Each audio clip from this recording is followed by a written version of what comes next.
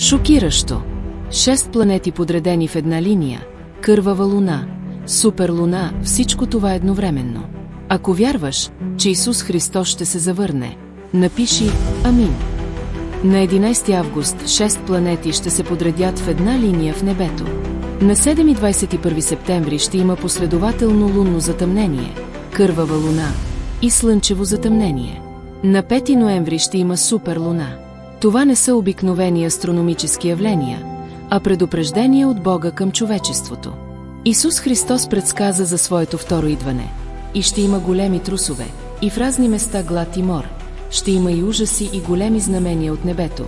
Сега земетресения, наводнения, чума, глад, войни и небесни чудеса се случват една след друга. Тези знамения показват, че пророчествата за завръщането на Господ Исус се изпълняват. Искате ли да посрещнете Господа и да получите Божието защитничество? Напишете Амин и ще получите добро послание от Бога. Ще можете да се присъедините безплатно към онлайн учебна група, която ще ви помогне да намерите пътя за посрещане на завръщането на Господа и да се срещнете с Него.